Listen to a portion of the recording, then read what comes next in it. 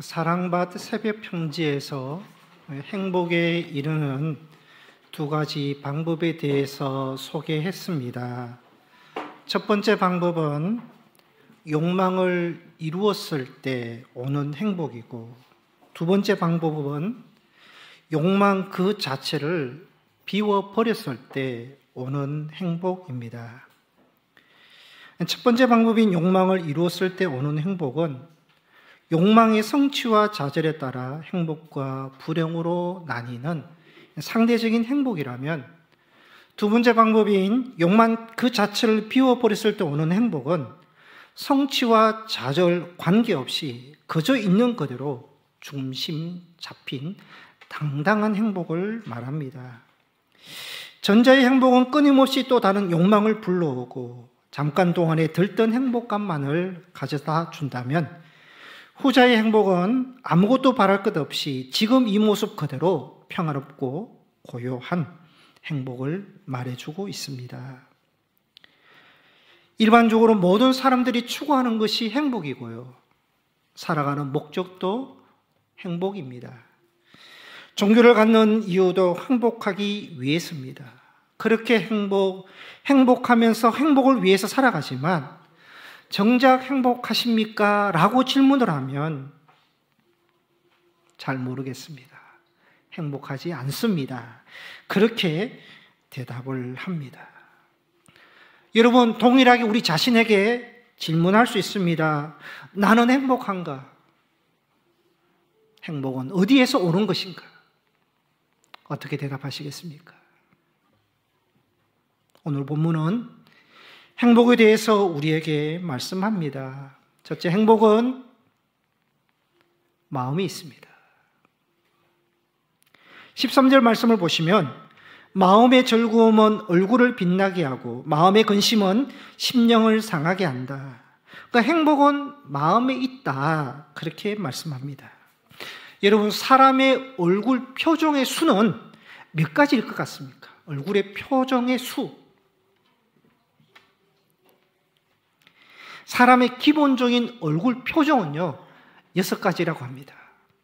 기쁨, 슬픔, 놀람, 분노, 공포, 혐오. 6가지인데요. 사람의 얼굴에는 43개의 근육이 있는데 이 근육들의 조합을 통해서요, 10,000가지 이상의 미세 표정을 만들 수 있다고 합니다. 그러니까 사람의 표정의 수는요, 수천 가지가 됩니다. 기쁨도 기쁨의 정도에 따라서 표정이 다 다를 거고요. 슬픔도 슬픔의 그 정도에 따라서요, 수십 가지 슬픔이 될 것입니다. 그리고 그 얼굴 표정은 다 자기 마음의 표현입니다. 마음의 표현이 얼굴로 나타나는 것입니다. 그래서요, 얼굴만 보아도 저 사람이 기쁜지 슬픈지, 평안한지 불안한지, 좋은지 나쁜지 다 알 수가 있습니다. 얼굴의 표정은 마음의 표정입니다. 그래서 마음이 즐거우면 얼굴을 빛나게 한다. 마음이 곧 얼굴입니다. 또 15절 후반절에 보시면 마음이 즐거우면 항상 잔치를 한다 말씀합니다. 돈이 있어야지 잔치하는 것이 아니라요, 돈이 있어야지 기쁘고 행복한 것이 아니라 마음이 즐거워야지 잔치할 수 있고 마음이 있어야지 행복하고 또 기쁜 것입니다. 행복은 물질, 소유에 있는 것이 아니라 마음이 있다는 것입니다. 여러분, 소유가 많으면, 돈이 많으면 행복할 것 같습니까? 흔히 지식이 있고 건강하면, 예쁘고 날씬하면, 머리숱이 없는 분들은, 머리숱이 많으면 행복할 것 같습니까?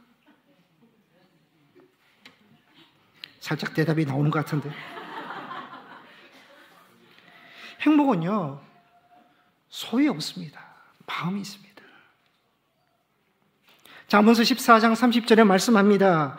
평온한 마음은 육신의 생명이나 시기는 뼈를 썩게 하느니라. 마음과 육신은요, 밀접한 관계, 생명의 관계가 되어 있어서요, 마음이 평안하면 육신에게 생명이 있다. 그러나 시기와 미움은 육신의 뼈까지 썩게 한다고 말씀합니다. 마음이 달려있는 것입니다. 잠언서 18장 14절에 말씀합니다. 사람의 심령은 그 병을 능히 이기려니와 심령이 상하면 그것을 누가 일으키겠느냐. 육신의 질병도 마음에서 온다 하지 않습니까? 여러분, 마음이 병들면 육신도 병들고요. 마음이 건강하면 육신도 건강한 것입니다. 마음이 육신의 질병을 이기게 합니다. 그러니까 마음이요, 육신의 건강을 좌우하고 마음에 따라서 행복도 좌우가 되는 것입니다. 그래서 행복한 삶을 위해서는요, 심령을 평안하게 유지해야 됩니다. 마음이 건강해야 마음이 평안해야 한다는 것입니다. 어떤 관광객이 나이아가라 폭포의 장관에 감탄사를 연발하면서 구경하다가 목이 너무 말라서요. 그리고 또 폭포의 장관에 흥분이 되어서 폭포의 물을 또 마셨습니다. 그런데 폭포 옆에 보니까 포이전이라는 팻말이 적혀 있었습니다. 관광객은 이 포이전, 독을 마신 것입니다. 그 순간 배가 아프기 시작했고 창자가 녹아내리는 것 같은 고통이 찾아왔습니다. 급히 병원에 달려가서 자초지정을 이야기하면서 의사에게 살려달라고 말을 합니다. 의사가 상황을 다 듣고 웃으면서 포이전은 영어로 독이지만 프랑스어로는 낚시 금지입니다. 별 이상 없을 테니 그냥 돌아가셔도 됩니다. 그런데요, 이 의사 이 말 한마디예요. 신기하게도 그렇게 아팠던 배가 아무렇지도 않다는 것입니다. 마음에 달려있는 것입니다. 여러분, 우리의 지식도 아무리 위급한 상황도요, 그래서 마음먹기에 다 달려있는 것입니다. 행복은 우리의 마음먹기에 달려있습니다. 어떤 상황이냐, 어떤 조건이냐, 그것이 행복과 불행을 결정하는 것이 아닙니다. 외적인 조건이 아무리 훌륭해도요, 마음이 평안하지 않으면, 마음이 병들면 행복할 수 없는 것입니다. 마음가짐이 행복과 불행을 결정하는 것입니다. 현대과학과 기술은 인간의 외면적 삶에 엄청난 변화를 주었습니다. 세계를 하나로 묶어 주었고요, 수많은 정보와 지식을 얻게 했고, 삶의 질을 향상시켰고, 수명도 연장시켜 주었습니다. 그런데요, 세계적인 과학자 아인슈타인이요, 인간에게 한없는 행복을 가져다 준 과학이 인간이 불행에 빠지는 것은 왜 방지하지 못하는가? 그렇게 과학의 한계를 지적했습니다. 과학이 인간의 외면적인 삶에, 어떤 삶의 질에 상당한 영향을 주고 행복을 주었는데 그 과학이 왜 인간의 불행을 막지 못하느냐? 여러분, 인간의 행복과 불행은 과학과 기술에 있는 것이 아니라 마음에 있기 때문입니다. 인간의 삶의 외형적인 문제는 과학이 어느 정도 다룰 수 있지만 그 외형적인 삶에도 그것이 행복이냐 또 그것이 복이 되느냐, 그것은요 과학이 결정하는 것이 아니라 사람의 마음이 결정하는 것입니다. 마음이 중요하다는 것입니다. 나폴레옹이 유럽을 제패했습니다. 그런데도요, 나는 지금까지 살면서 행복한 날은 6일밖에 안 된다 그랬습니다. 삼중장애인, 보지 못하고 듣지 못하고 말하지 못했던 헬렌 켈러는요, 내 생에서 행복하지 않았던 날은 단 하루도 없었다 고백합니다. 기준이 뭡니까? 행복은 환경에서, 조건에서 오는 것이 아니라 마음에서 오는 것이고, 마음먹기에 따라서요 천국이 되고 지옥이 되는 것입니다. 제가 지난주 추수감사 주일 예배 때 감사에도 세 가지 차원이 있다 그랬습니다. 환경적 차원, 또 심리적 차원, 신앙적 감사가 있다, 그렇게 말씀을 드렸는데요. 이 환경적 차원은 정말 좋은 환경, 평안한 환경이 될 때 감사할 수 있습니다. 그러면 환경이 감사하지 못할 때는 감사를 할 수 없는 것입니다. 두 번째가 심리적 차원의 감사가 있다 그랬습니다. 환경과 상황은 변치 않았지만 그래도 그 상황에서 깨달을 때 감사할 수 있습니다. 이 심리적 감사입니다. 여러분, 심리적 감사가 있듯이요, 심리적 행복이 있는 것입니다. 환경에 상관없이 마음에 따라 행복할 수 있는 것입니다. 숨 쉬는 것을 한문으로 호흡이라고 그럽니다. 호흡. 호흡. 내쉰다. 뇌실 호흡. 흡. 들어마실 호흡. 그래서 호흡입니다. 여러분, 숨을 쉴 때 내쉬고 들어마십니까? 아니면 들어마시고 내쉬십니까? 일반적으로는 들어마시고 내쉽니다. 숨 쉴 때. 그러면 흡포가 돼야 됩니다. 들어마시고 내쉰다면 순서로 말할 때는 흡포가 돼야 되는데, 근데 우리는 호흡이라 그럽니다. 그 왜 호흡이라 그러느냐? 이렇게 해석을 제가 한다는 것이죠. 왜 호흡이 되느냐? 들어마시는 것보다 내쉬는 것이 더 중요하다는 것입니다. 여러분, 좋은 공기를 들어마십니다. 좋은 음식을 들어마십니다. 그런데 우리가 내쉬는 것은요, 분노를 내쉬고 시기를 내쉬고 미움, 질투, 불평, 원망 내쉬면 좋은 거 마시면 무슨 소용이 있겠습니까? 들어마시는 것보다 내쉬는 것이 더 중요하다. 예수님도 말씀합니다. 입으로 들어가는 것보다 입에서 나오는 것이 더 중요하다고 말씀하셨습니다. 여러분, 성경적으로 보더라도 흡포가 아니라 호흡입니다. 그러니까 내쉬는 것이 더 중요하다는 것입니다. 하나님께서 사람을 흙으로 만드셨습니다. 그리고 하나님의 생기를 사람의 코에 불어넣어 주셨습니다. 그러니까 하나님의 생기를 불어넣어 주셨다. 그 생기 안에 하나님의 사랑을 불어넣어 주시고 용서를 불어넣어 주시고 하나님의 평안과 생명을 불어넣어 주신 것입니다. 그래서 인간은요, 하나님이 불어넣어 주신 것을 마십니다. 뭐가 나와야 됩니까? 하나님 불어넣어 주신 것이 나와야 되겠죠. 사랑이 나오고 용서가 나오고 평안이, 거룩한 것이 나와야 된다. 그래서 여러분, 호흡이 되는 것입니다. 입으로 들어가는 것도 중요하지만 더 중요한 것은 나오는 것. 왜냐하면 마음에서 나오기 때문에 그렇습니다. 여러분, 호흡할 때 호자를 한자로 입구자와 평화평자 그렇게 합친 것이 호가 됩니다. 호. 그러니까 하나님께서 우리에게 생기를 불어넣어 주시고요, 입구자와 평화평자, 너가 내쉴 때 내 평화를 내시라. 너가 내쉴 때 내 사랑을 내시라. 내 기쁨을 내시라. 그런 말씀이 되는 것입니다. 여러분, 우리가 바꿀 수 있는 것이 뭐가 있겠습니까? 세상을 바꿀 수는 없습니다. 여러분, 가정을 바꿀 수 있으십니까? 자녀 바꿀 수 있으셔요? 남편, 아내 바꿀 수 있으십니까?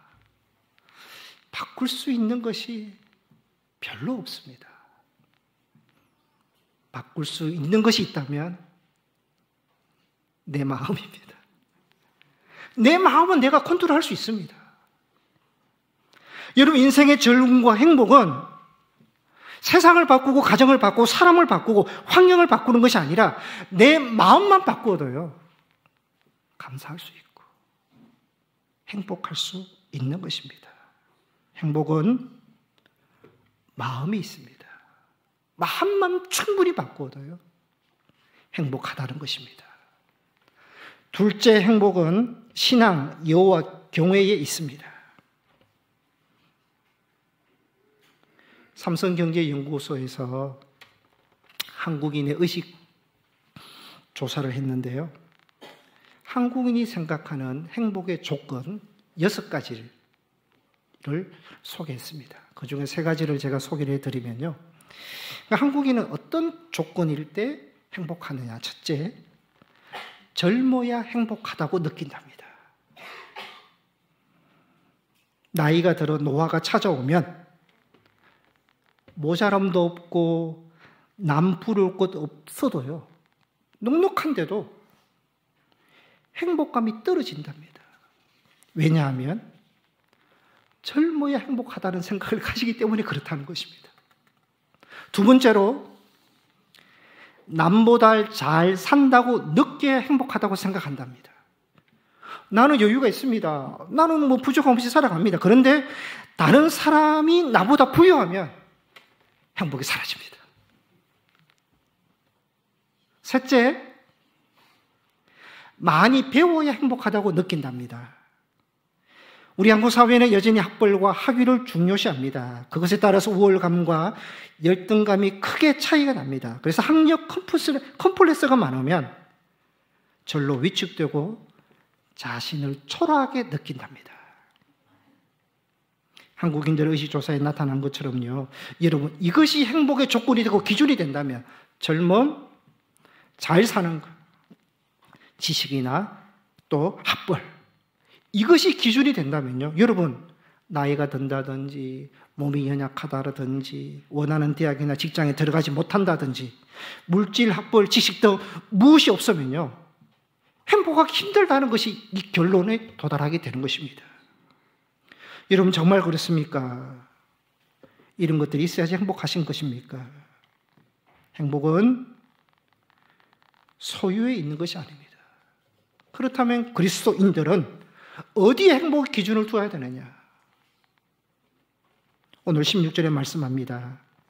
가산이 적어도 여호와를 경외하며 사는 것이 행복이다. 여러분, 잠언 기자는요, 세상은 물질이 행복을 가져다 준다고 말하지만 아닙니다. 가산, 재산이 적어도 몸이 아파도 환경이 좋지 않아도 여호와를 경외하는 것이 행복이고 하나님을 믿고 섬기는 것이 행복이라고 말씀하고 있는 것입니다.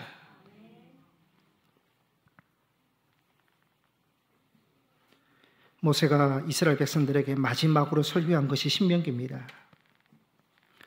40년 광야 생활이 끝났습니다. 이제 약속의 땅 가나안에 들어가기 바로 앞전에 모세가 백성들에게 설명합니다. 너희들 40년 광야가 끝났다고, 이제 가나안에 들어간다고 엄청 기대하고 부풀어 있지만 너희들 가나안 땅 복하지만 그것보다 더 중요한 것은 그 복을 주신 하나님, 복의 권원이신 하나님을 경외해야 된다. 그것이 신명기의 메시지의 핵심입니다. 신명기 10장 12절에 말씀합니다. 여호와께서 내게 요구하는 것이 무엇이냐?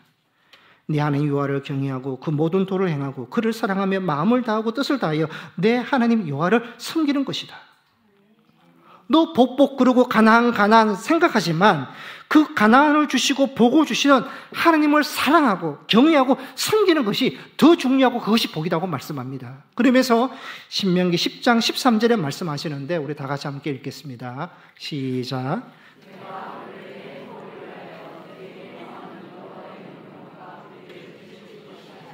네가 행복을 원한다면 먼저 복의 권원 되시는 하나님의 명령을 지키라. 하나님을 경외하는 자가 되어야 된다 말씀합니다. 왜냐하면 그리스도인에게 참 행복은요, 신앙이 있습니다.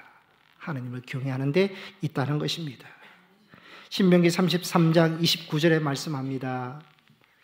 이스라엘이여 너는 행복한 사람이로다. 모세가 백성들에게요, 너는 행복한 사람이로다 선포합니다. 그런데요, 이스라엘 백성들의 그 상황은요, 지금 요단강을 건넌 것도 아니고 약속의 땅에 들어가고 그 땅을 밟은 것도 아니고 또 그 땅을 소유한 것도 아닙니다. 세상 기준으로 보면요, 40년 동안 고생만 했던 백성들입니다. 그런데 모세는요, 너희는 행복한 사람이라 선포합니다. 그 이유를 29절에 설명합니다. 다시 한번 말씀 보시겠습니다. 너는 행복한 사람이로다. 여호와의 구원을 너같이 받은 백성이 누구냐? 너는 하나님의 구원을 받았기 때문에, 하나님의 백성이 되었기 때문에, 하나님을 섬기고 경외하는 자가 되었기 때문에 행복한 사람이라고 선포하는 것입니다. 여러분, 참 행복은 하나님께 있습니다. 구원이 있습니다. 하나님을 경외하는 것에 있다는 것입니다. 동일하게 우리에게 적용할 수 있습니다. 여러분, 세상적으로 우리가 소유한 것은 많지 않습니다. 부족한 것 많습니다. 그러나 우리가 구원을 받았고 하나님의 자녀가 되었고 그 하나님께서 여기까지 우리를 도와주셨고 미래도 하나님께서 우리를 인도해 주실 것을 믿고 그 하나님을 경외하는 자들은요, 세상의 소유와 환경에 상관없이 복이 있다고 말씀하고 있는 것입니다. 여러분, 행복의 신앙이 있습니다. 여호와 경외의 행복이 있습니다. 고백하시기를 바랍니다. 그리스도인은 영의 사람인 동시에 육의 사람입니다. 그리스도인은 영이신 하나님과 영이신 예수님을 믿는 그런 영적인 사람들입니다. 여러분, 육의 사람은 육의 만족을 위해서 살아갑니다. 그러나 영의 사람은 영의 만족과 기쁨을 추구합니다. 그런데 우리의 영, 그 영혼을 터치해주고 만져주고 치료해주고 회복시켜주시고 만족해 하시는 분은 영의 주인이신 예수 그리스도이십니다. 그 영이신 예수님께서 우리에게 구원을 주시고 은혜를 주시고 참된 만족과 기쁨을 주시는 것입니다. 그래서 진정한 행복은 구원자 되시고 생명 되시는 예수님께 있고 그 예수님이 우리에게 주실 때 행복과 기쁨이 있는 것입니다. 우리가 예배 시간에 찬송가 93장을 불렀습니다. 예수는 나의 힘이요 내 친구 되시니, 예수는 나의 힘이요 내 생명 되시니, 예수는 나의 힘이요 내 소망 되시니, 나의 생명 나의 기쁨 주 예수. 여러분, 예수님만이 우리에게 영혼을 만져주시고 그 영혼을 구원해 주시는 분이시기에 생명이 되고 기쁨이 되시고 소망이 되시고 행복이 되신다는 것입니다. 이것을 고백하고 경험할 수 있는 여러분이 되시기를 바랍니다. 여러분, 예수님이 나에게 행복을 주십니다. 기쁨을 주십니다. 은혜를 주십니다. 우리가 고백합니다. 그러면 그것을 우리가 어디에서 얻을 수 있습니까?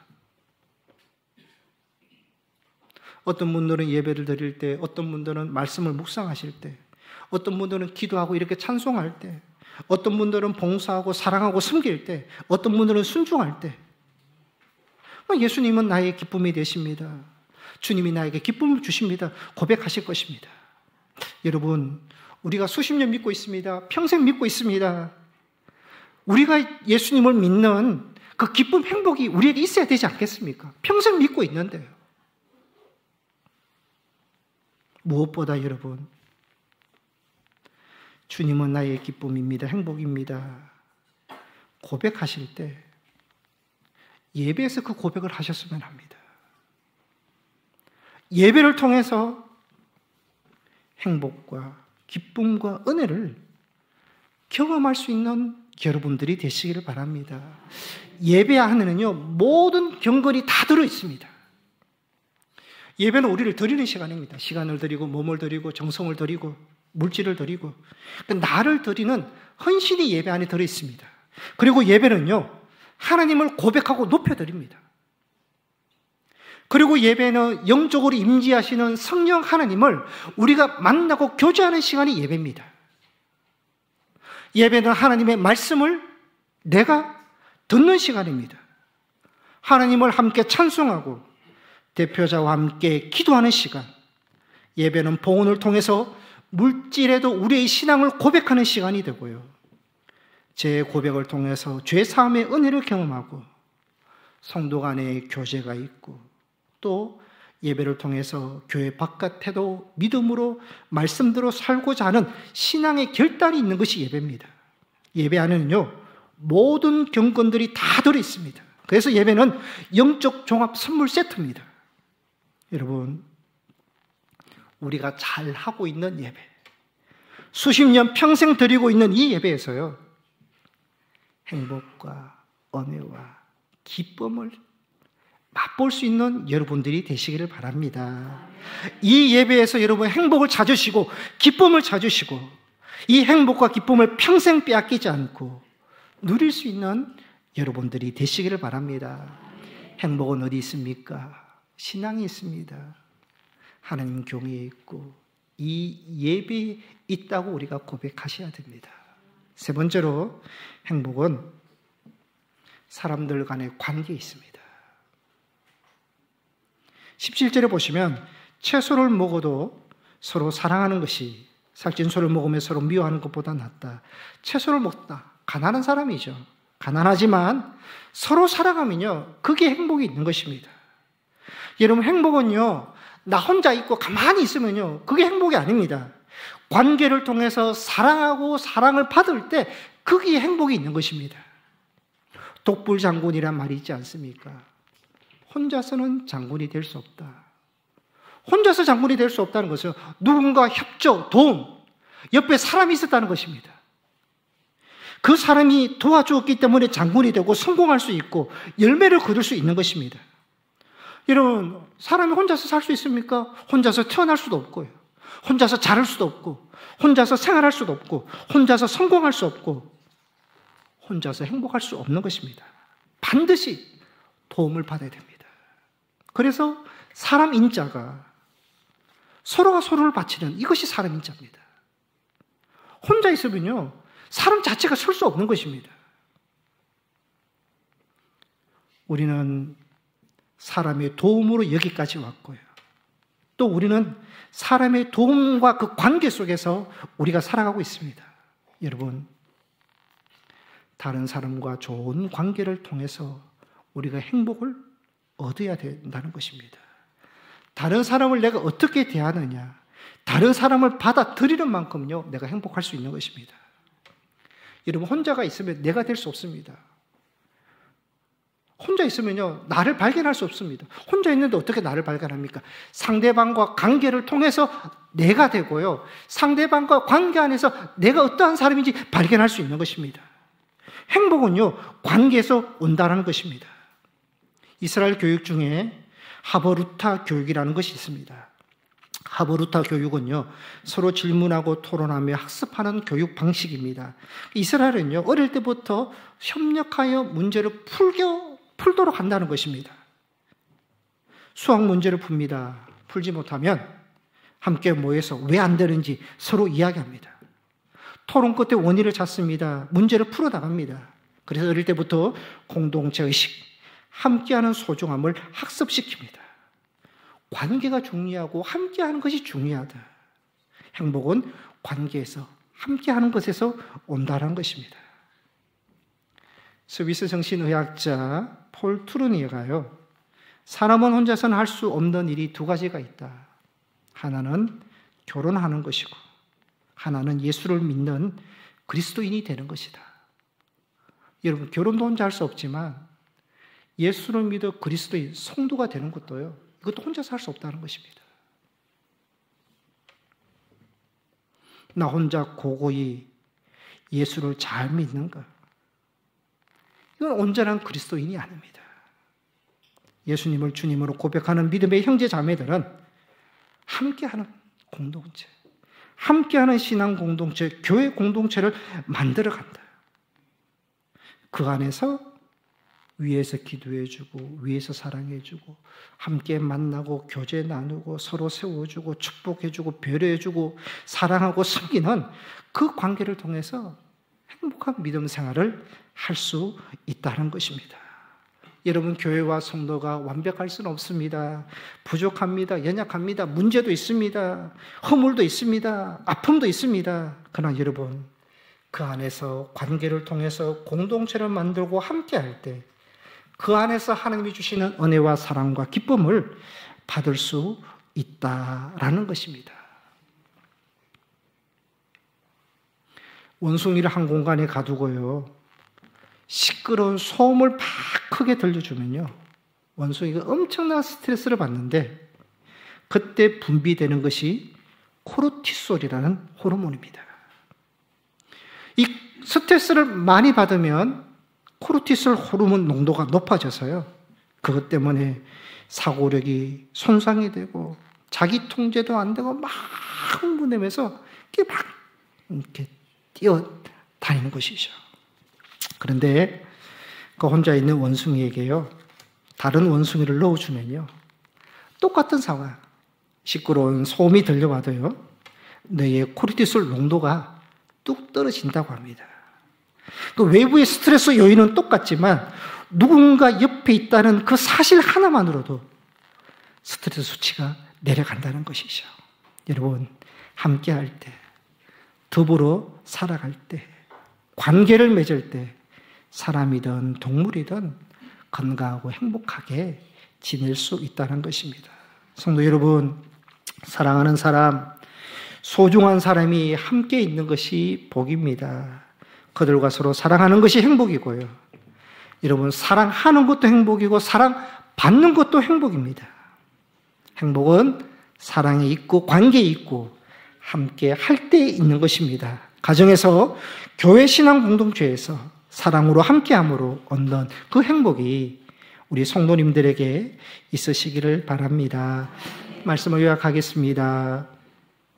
하나님께서 우리에게 행복이 있다 말씀합니다. 여러분, 나에게 말씀합니다. 행복이 있어. 어떻게 대답하시겠습니까? 마음의 행복이 있어야 됩니다. 하나님을 경외하는 데 행복이 있으면 특히 여러분 이렇게 예배드리는 여기에 행복이 있다는 것을 경험하시고요. 서로 사랑하고 함께할 때 행복이 있는 것입니다. 이 행복이 여러분 가정과 여러분 삶과 우리 교회에 있기를 소망합니다. 지난주일 추수감사주일 때요, 감사도 지금 해야 된다 그랬습니다.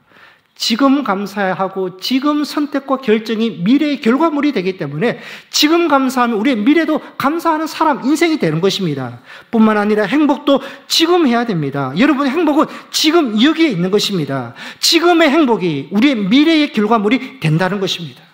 행복한 사람, 행복한 인생 되기 위해서 지금 고백하셔야 됩니다. 행복한 신앙생활, 행복한 사람이 되시고요. 여러분의 그 행복을 나누고 전달할 수 있는 그런 성도님들이 되시기를 바랍니다. 행복하시기를 축복합니다. 기도하시겠습니다.